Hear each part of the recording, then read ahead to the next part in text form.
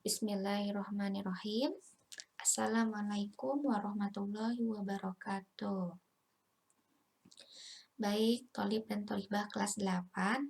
Di sini saya akan membuat video review materi asam dan basa. Untuk kimia, soal PAT-nya hanya 8 soal PG saja, tidak ada esai, dan materinya asam dan basa. Untuk kisi-kisi dan PPT ini sudah saya share di Google Classroom, jadi kalian bisa download di sana. Saya akan menjelaskan asam dan basa yang keluar nanti untuk PAT. Mohon disimak ya. Oke, apa itu asam dan basa? Secara konkret yang biasa kita dilakukan untuk mengetahui asam dan basa, pertama bisa kita cobain rasanya. Tentunya kalau itu asam pasti rasanya asam ya. Kemudian kalau asam itu biasanya bisa menyebabkan korosi atau karatan. Sedangkan kalau basa, kalau kita cobain itu rasanya pahit. Dan kalau misalnya kita pegang biasanya licin kayak gitu. Contoh asam, jeruk ya. Kemudian contoh basa itu sabun, itu mudahnya. Nah, kalau dalam ilmu kimia, asam dan basa itu diartikan oleh Arrhenius. Nah, Arrhenius itu ini nih, si bapak ini yang berkumis. Jadi kalau menurut Arrhenius, bahwa larutan asam dan basa itu ketika mereka dilarutkan ke dalam air, maka akan terurai jadi ion-ion. Nah, jadi ion apa mereka? Nah, inilah yang membedakan keduanya. Kita lihat, kalau misalnya kita punya senyawa asam, kira-kira ketika ketika asam itu dilarutkan ke dalam air, maka dia akan terurai atau akan terionisasi menjadi ion H+.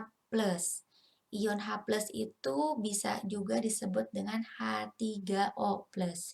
Jadi ketika saya punya HCl, kalian lihat di dalam HCl ini ada unsur H dan ada unsur Cl. Dilarutkan ke dalam air, maka dia akan menghasilkan H3O+ ditambah Cl-. Atau cara mudahnya adalah HCl kita larutkan ke dalam air, bisa juga ditulis seperti ini ya. Maka dia menghasilkan H+ ditambah Cl-. Kalau ini menurut kalian lebih mudah, pakai cara ini saja. Karena persamaan ini ataupun yang di bawah sama saja. Ya. Contoh lain, misalnya saya punya HBr. Kita larutkan ke dalam air. Maka kalian lihat, di dalam HBr ini ada unsur H sama ada unsur Br. Maka dia akan terion menjadi H+ ditambah Br nih. Lagi, kita punya HI dilarutkan ke dalam H2O. Maka sama, kita penggal ada unsur H sama ada unsur I. Maka di sini akan terurai menjadi H+ ditambah I-. Nah, berapa banyak H+ yang dihasilkan? Kalian lihat di sini, hanya ada berapa banyak? HCl ada satu kan, maka H-nya plusnya pun 1. HBr juga ada 1. HI juga ada 1. Maka di sini menghasilkan H plusnya 1 H+. Di sini juga menghasilkan 1 H+. HI juga 1 H+. Paham? Oke, sekarang misal saya punya senyawa asam yang lain. Saya punya H2SO4, asam sulfat. Nah, ini nih asam sulfat ini yang ada di dalam aki. Ketika ulangan harian kemarin kan saya ada buat pertanyaan ya, air aki itu mengandung senyawa apa? Ini jawabannya H2SO4. Jadi ketika saya punya H2SO4, ketika dia dilarutkan ke dalam air, kalian lihat di sini, kita penggal. Di sini ada unsur H dan ada SO4. Maka dia akan menghasilkan ion H+ ditambah ion SO4. SO4-nya berapa? Apakah SO4-, kayak tadi HCl? Enggak, karena di sini ada H2, H2SO4. Di depan H itu ada angka 2, maka SO4-nya pangkat minus 2. Ya. Nah, ion H-nya berapa? Kalian lihat di sini H2SO4. Berarti ada 2H+. Jadi tadi beda ya, ketika tadi itu HCl dilarutkan ke dalam air. Ini jawabannya H plus ditambah Cl min. Cl min itu dari karena di depan H-nya 1, maka Cl min. Kalau SO4 di depan H-nya 2, maka 2 min. H-nya 2 karena H2.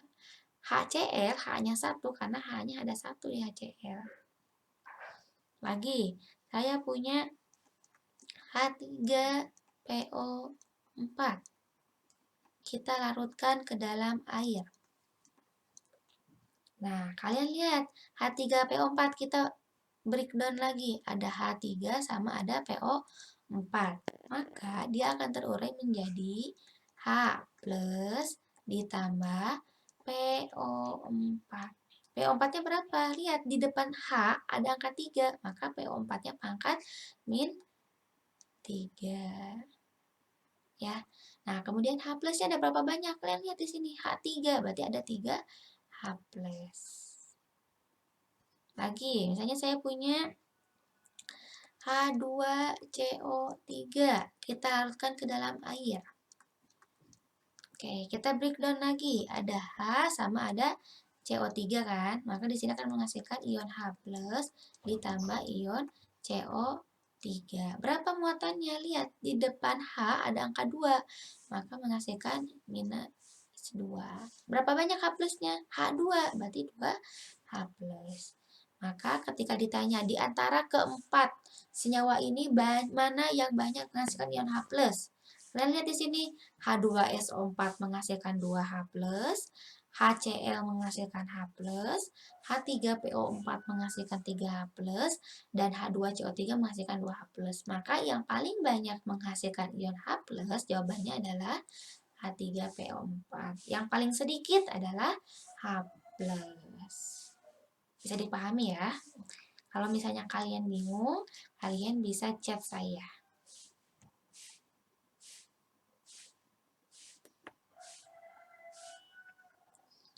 Oke, lanjut. Sekarang basa. Kalau asam tadi ionnya H+, kalau basa ketika dilarutkan ke dalam air, maka dia menghasilkan ionnya OH-. Cara pengerjaannya sama. Jadi ketika kita punya NaOH, jelas banget. Di situ ada OH.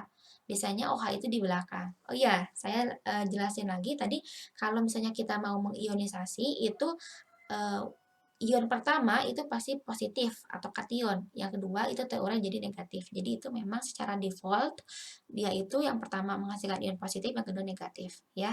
Jadi ketika kita menguraikan pasti seperti itu. Kecuali beberapa kasus ketika asam cuka itu CH3COOH. Walaupun berakhiran OH, tapi dia menghasilkannya CH3COO- ditambah H+. Itu adalah salah satu pengecualian.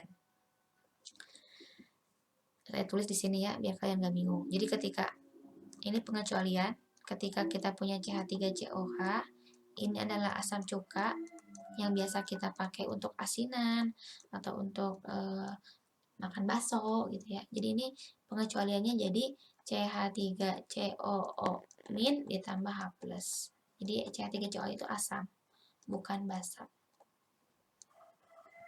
Nah, kalau NaOH, kita lihat di sini kita breakdown lagi, ada Na sama ada OH. Ketika dilarutkan ke dalam air, maka menghasilkan ion Na plus ditambah OH-. Na plusnya dari mana? Lihat, di depan OH- nggak ada angka, maka Na-nya plus.